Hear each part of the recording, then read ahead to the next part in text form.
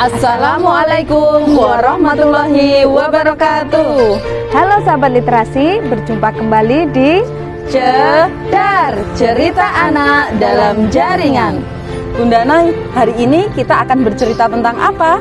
Di Cedar kali ini kita akan melanjutkan cerita tentang pemberontakan tentara peta di Blitar. Tentunya sahabat literasi masih ingat tokoh pemberontakan di peta, nama-namanya diabadikan menjadi nama jalan di kota Blitar. Sahabat literasi tentu masih ingat kalau kemarin kita berada di monumen peta yang berada di Jalan Sudankok Supriyadi ya Bunda ya.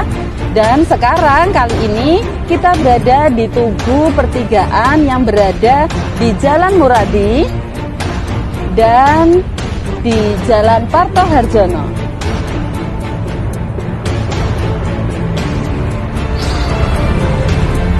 Bunda Noi, ayo kita mulai saja ceritanya. Oke. Sesuai rencana, kekuatan pemberontakan dibagi menjadi 4. Kalau di Cedar sebelumnya, kita sudah menceritakan rombongan yang pertama, yaitu rombongan utara. Cedar kali ini kita menceritakan yaitu ketiga rombongan. Yang kedua adalah rombongan timur. Rombongan timur berjumlah kurang lebih 60 orang yang dipimpin oleh Sunanto, salah satu inisiator pemberontakan dan menjadi kawan pribadi Supriyadi.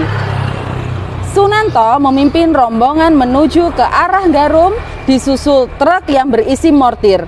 Ketika tiba di Garum, Sunanto beristirahat di pabrik gula Garum. Kemudian meneruskan perjalanan ke perkebunan karet Kendarjo, lalu ke arah Sumberagung.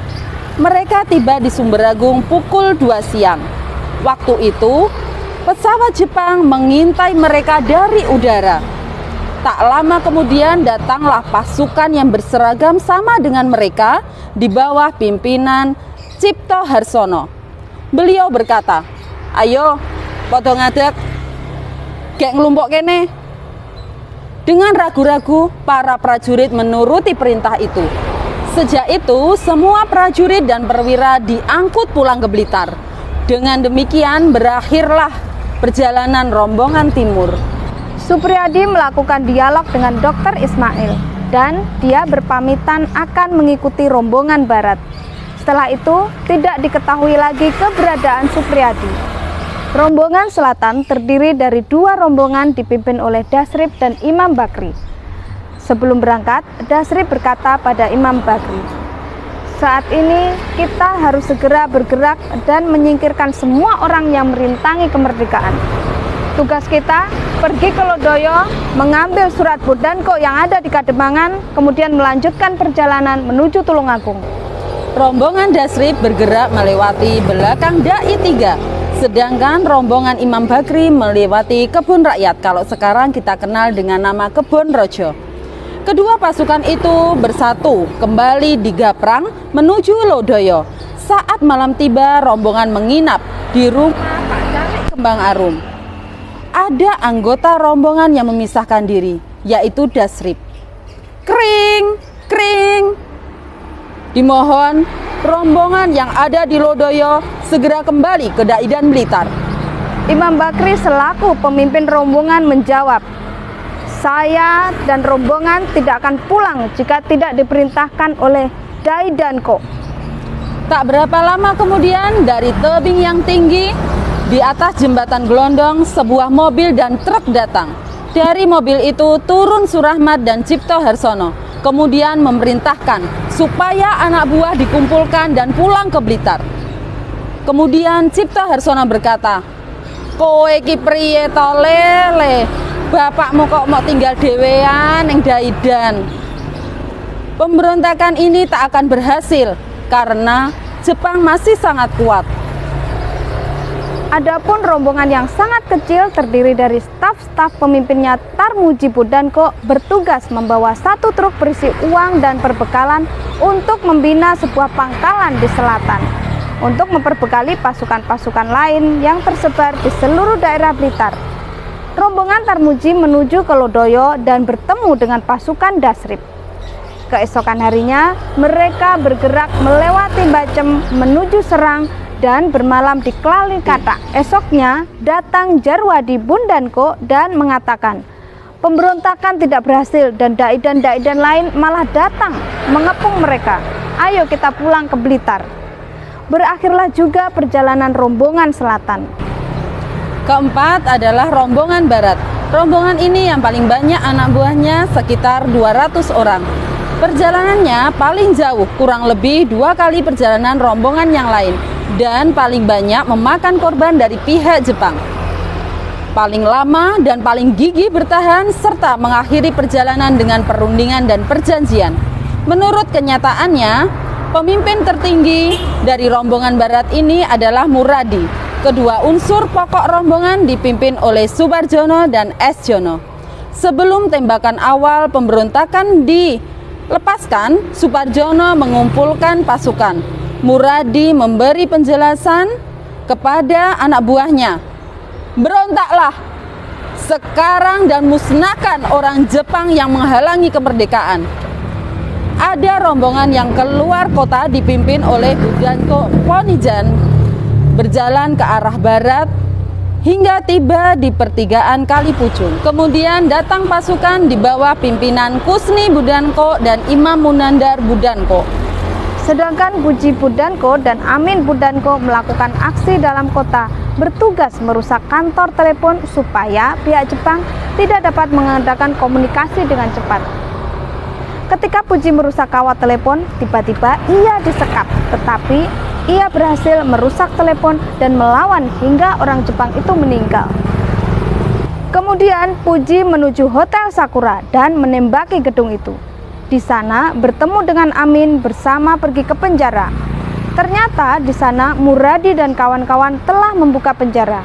Mereka bergerak ke barat dan bertemu pasukan Muradi, Subardjono dan S. Jono.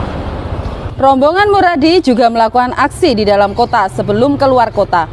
Mereka menghabisi orang Jepang yang ada di daftar hitam mereka, membebaskan narapidana yang dipenjara, kemudian menuju ke Dawuan, dan berkonsolidasi di Sumberingin dan bergabunglah dengan pasukan Adi Widayat.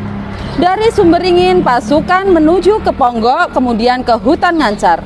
Kemudian datanglah Hasan Nawawi, Dai II Cudanko, meminta supaya anak buahnya kembali ke Dai dan Blitar, tetapi mereka menolak untuk kembali.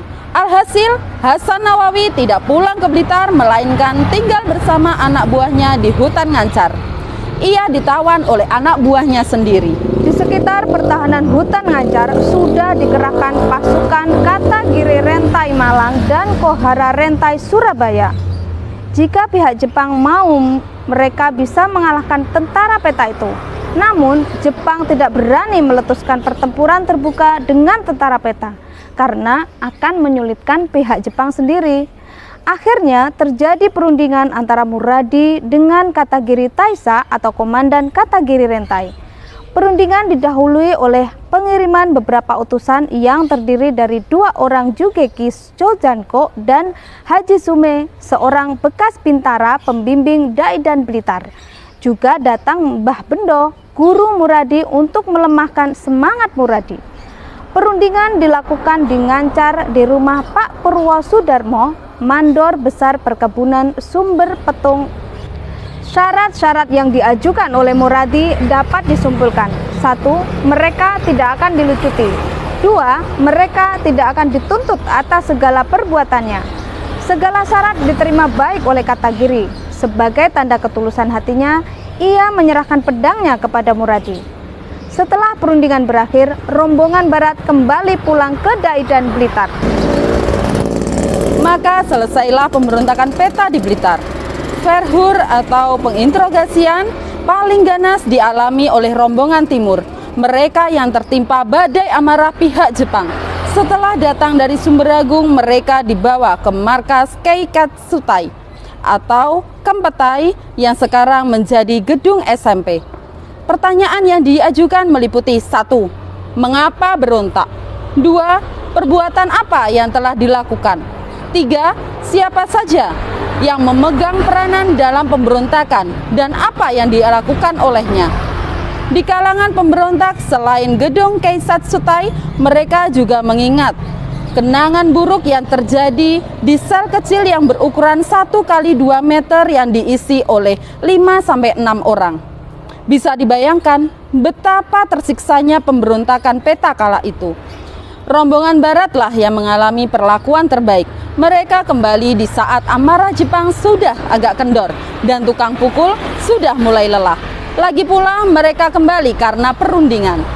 Malah untuk beberapa lama, para Budanko dan Gijuhei dibiarkan memegang senjata masing-masing lengkap dengan amunisinya. Karena itu, timbul dugaan di kalangan mereka bahwa mereka tidak akan diapa-apakan. Dan karena itulah mereka menjadi kurang waspada. Suatu hari mereka diperintahkan membersihkan senjata. Tanpa kecurigaan mereka melaksanakan perintah itu. Saat itulah mereka dilucuti. Kemudian sebundan demi sebundan dibawa ke Kempetai dan dimasukkan sel. Mereka pun mulai diverhur. Tanggal 8 Maret 1945, satu rombongan pemberontak PETA Blitar, perwira Bintara dan prajurit diangkut ke Jakarta menggunakan kereta api dari stasiun Kertosono. Setiba di Jakarta, mereka dibawa ke gedung Gumpokai atau pengadilan tentara yang kini gedung Departemen Penerangan. Di sana mereka disuruh buka pakaian sampai tinggal celana pendek dan singlet. Lalu dimasukkan sel yang dinding-dindingnya ditir hitam legam, sehingga mereka tak dapat melihat apapun. Lubang satu-satunya ada di dalam pintu. Fungsinya untuk melihat kondisi di dalam sel. Selama di dalam sel, mereka tidak boleh berdiri dan berbicara. Sehari makan 2 kali, pagi diberi 1 ons bubur dan sore 2 ons nasi. Diminum 2 gelas air untuk 1 sel setiap kali makan. Menjelang dilangsungkannya peradilan, diadakan interogasi lagi oleh Letnan 1 sampai Letnan 2, didampingi juru bahasa serta penjaga yang membawa alat pukul seperti yang ada di Blitar. Pertanyaan yang diajukan pun sama. Pengadilan militer diketuai oleh Hakim Militer Yamamoto Taisa dan persidangan berlangsung selama 3 hari, yaitu tanggal 14 sampai 16 April 1945. Anggota sidang adalah 6 orang Jepang yang duduk di kanan kiri hakim ketua. Di belakang para hakim duduk beberapa pemuka Indonesia yang diangkat untuk memberi pertimbangan kepada pengadilan. Mereka adalah Profesor Dr. Supomo, Abi Kusno Cokro Suyono, Oto Iskandar Dinata, Kasman Singo Dimejo, Daidanko Jakarta.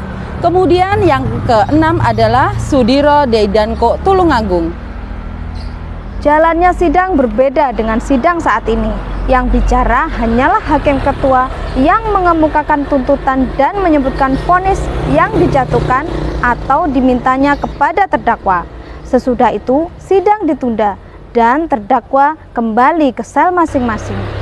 Perlu diketahui saat itu Muradi harus dipapah karena tidak dapat berjalan. Kemudian diadakan sidang 2 kali lagi. Vonis yang diubah ada yang diperingan, ada pula yang diperberat. Hukuman terberat yaitu hukuman mati dijatuhkan kepada 6 orang, yaitu Dr. Ismail, Muradi, Suparjono, Halir Mangkudijaya, Sunanto, dan Sudarmo. Lainnya mendapat pidana yang beragam, antara 2 tahun hingga seumur hidup. Jumlah yang dipidana seluruhnya 55 orang. Setelah vonis dijatuhkan 16 April 1945, keesokan harinya sebagian dari mereka ditempatkan di penjara Cipinang, sedangkan sebagian lagi diteruskan ke penjara Sukamiskin di Bandung tanggal 29 April 1945. Sesudah proklamasi, mereka yang di penjara Sukamiskin dibebaskan tanggal 17 September 1945. Dan yang di Cipinang baru bebas akhir bulan September 1945. Menurut Surahmat, pemberontakan PETA jika dilihat dari sudut militer, pemberontakan itu merupakan sesuatu yang tidak menguntungkan. Tetapi jika dilihat secara politik nilainya luar biasa besarnya, tetapi memang mahal bayarannya. Seorang tentara PETA dari Daidan lain meriwayatkan, menjelang proklamasi berita mengenai peristiwa Blitar berangsur-angsur mengombak ke tiap Daidan dan meninggikan semangat di kalangan PETA. Bagi kita di Dengklok, peristiwa Blitar menjadi pelajaran dan menjadi perhatian bahwa metode perlawanan harus diperbaiki. Pemberontakan peta di Blitar mungkin tidak mencapai hasil seperti yang diharapkan para penggagasnya. Namun, gaungnya, dampaknya cukup besar sebagai pembakar semangat rakyat Indonesia untuk segera mewujudkan kemerdekaan Indonesia. Sahabat literasi, demikian cerita pemberontakan peta di Blitar. Sampai jumpa di Jedar berikutnya. Salam literasi. Wassalamualaikum warahmatullahi wabarakatuh.